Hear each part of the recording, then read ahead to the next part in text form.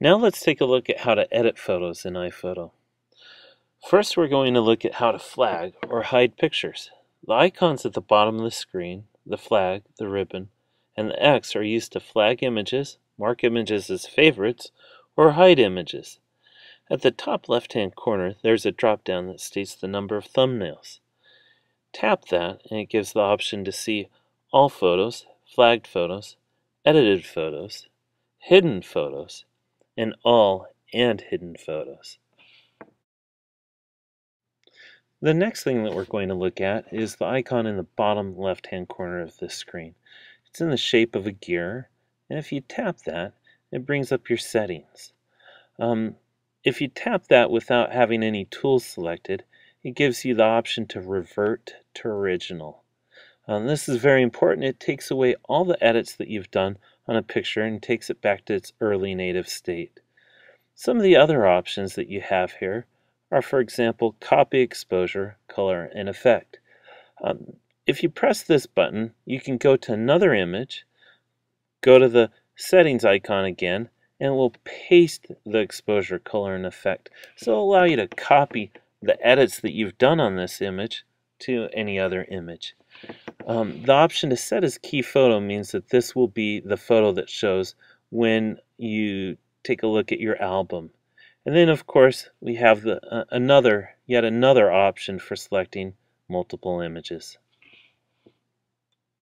One thing to make sure that you have selected if you want to edit the images is simply the Edit button.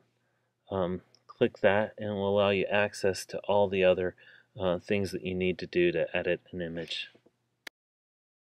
At the bottom of the screen, you have the option to select Auto Enhance. Auto Enhance is very much like the Enhance feature in the Photos app, in that it'll lighten dark areas and darken up areas that may be washed out or too light. The next button to take a look at is the Rotate button. Each time you tap that one, it will rotate your image 90 degrees clockwise. Now, I've tapped the button 3 times to get the image to where it is, 270 degrees from where it started. The next tool to take a look at is the Crop tool. If you tap the Crop tool, it will allow you to crop the image. To zoom out on the image when cropping, just use the pinch gesture. And you'll use the pinch gesture to zoom back in if you'd like. But it also allows you to have a more precise rotational tool. This tool allows you to rotate your image to try and get backgrounds level. For example, if you have a horizon in the background, you can match it up to the grid lines to get the horizon exactly horizontal. The most that this tool will allow you to rotate your image is 20 degrees either direction. The Crop tool has a built-in horizon detection tool that will try and detect a horizon line. If it detects one, it will give you the option to straighten it. If you press the button with the arrow, it will take the horizon and make it perfectly level. Next, let's press the settings icon. That's the gear in the bottom left-hand corner. This brings up preset crop ratios. Now, these ratios, if you select, for example, 8:10, that doesn't make your image an 8:10 image. It means it fits into the ratio of an 8:10 image. This is useful if, for example, you're going to try and print your images and stick them into a photo frame. There's actually 2 screens of preset image ratios or crop ratios, and you can swipe with the finger to look at the other set. The other button that we should look at here is the Reset Crop and Straighten button. If you select this, then that will undo all the cropping or straightening that you've done on your image. The next tool that we'll take a look at is the Exposure tool.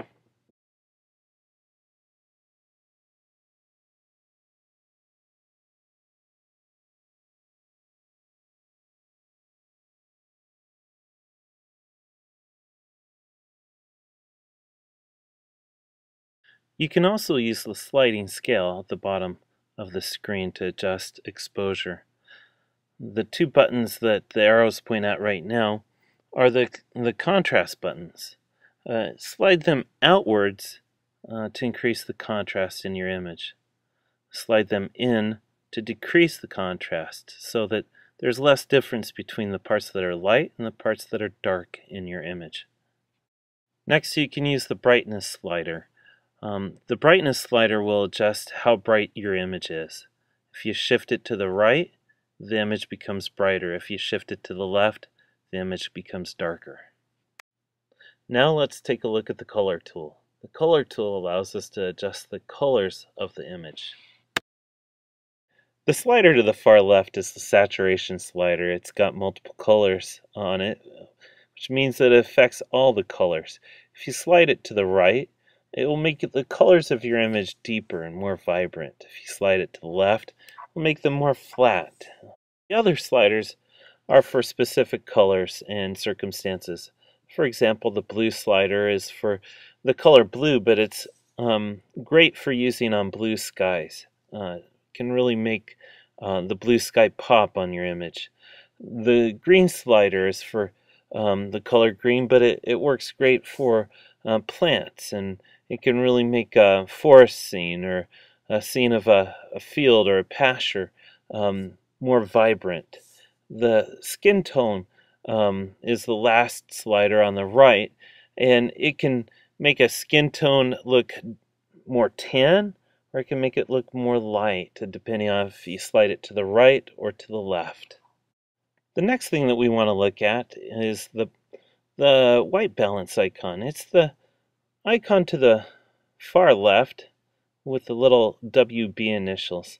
White balance is very important for helping an image to look the best that it can. White balance is used to tell iPhoto one of two things: either what circumstances the picture was taken under, or what you want the color white to be. iPhoto then adjusts all of the colors in the image based on what you told it. The idea is that if the color white is made correct, all the other colors can be balanced from that. You can select sun, cloudy, flash, shade, incandescent, fluorescent, or face balance or custom. If you select custom, it gives you a loop so that you can point to the exact part of the image that should be white.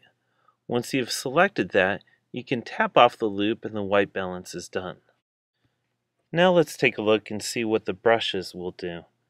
The brushes allow you to fine-tune what you do to your image. There's 8 different brushes: repair, red eye, saturate, desaturate, lighten, darken, sharpen, and soften. Some of my favorites are the repair brush, the saturate brush, which allows you to brighten colors if you'd like on specific parts of your image.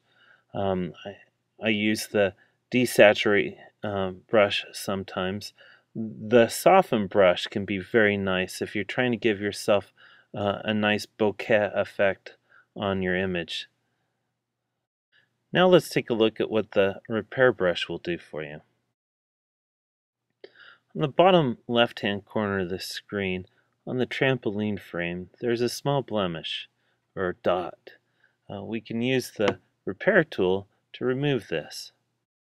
Just tap with your finger where the blemish is, and you'll see a red dot appear.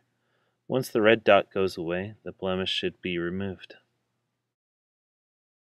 Next, let's use the saturate brush. The saturate brush will increase the vibrancy or depth of the color where you use your finger. So what I'm going to do here is I'm going to select the brush, and then I rub it over the shirt of my daughter Ella so that it becomes more red in color. Now let's take a look at what the lighten brush will do. The lighten brush will of course lighten the image where you apply your finger, where you rub your finger. But you'll notice that sometimes it has a little lack of control.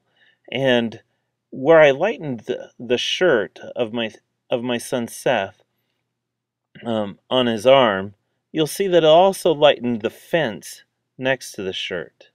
This isn't exactly what we wanted to do. So what we do here is we go to the bottom left-hand corner, and there's a little icon where there's a brush that's leaving a line. And if you press that icon, what it will do is when you use the lighten brush, or any other brush for that matter, it will try and stay in the lines.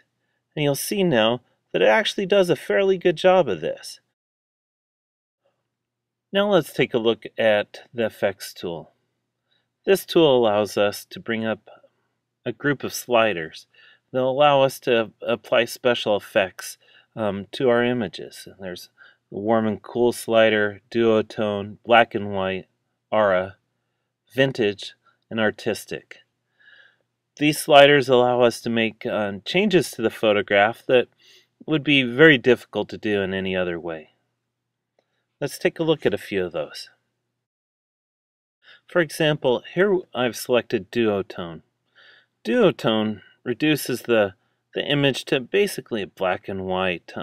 You can slide along the slider to get different hues, so that instead of black and white it'll be different shades of green, for example. You can, however, press the button just right to the left, and if you do that, it will add color back into it and gives it kind of a nice, interesting, artsy feel, kind of an older picture feel. This is what the image looks like if you go to the right on the slider. Gives it kind of a more green hue. Here I've selected the artistic effect, and I've used the slider to make this image look like a watercolor. The arrow points to the share button. This is the way that we can share this image and others to things such as Facebook, Twitter, or email. This brings up a group of icons. For example, the camera roll icon allows you to share your image that you've edited back to your camera roll, so that when you go into your Photos app, you can actually see the images that you've edited through iPhoto. Here you also have the Facebook button that allows you to share the images that you've edited through iPhoto to Facebook. When sharing to Facebook, you can choose to select either the image that you already have selected, any images that you have flagged. You can choose all the images that appear in the thumbnails, or you can manually choose which images you would like to share. Once you're done choosing those images manually, you just click Next at the top. Once you've selected the images that you'd like to share, you can then select which album in Facebook you want to share them with. If, for instance, you want to share the images with wall photos, then just click Share to Facebook. If not, then tap Wall Photos, and it'll bring up some options for you. At this point, you can choose to create a new album, or post to Wall Photos, the iPhoto Mobile Uploads album, or an album I've already created called Trampoline. Now tap on the Share to Facebook button, and the images that you've selected will be shared to the album that you selected. Here are the pictures that I selected, shared to a Facebook album on my Facebook account. This wraps up the tutorial on iPhoto. Hopefully you've learned something about iPhoto and the iPad and have enjoyed your time. Good luck with all your photographic endeavors.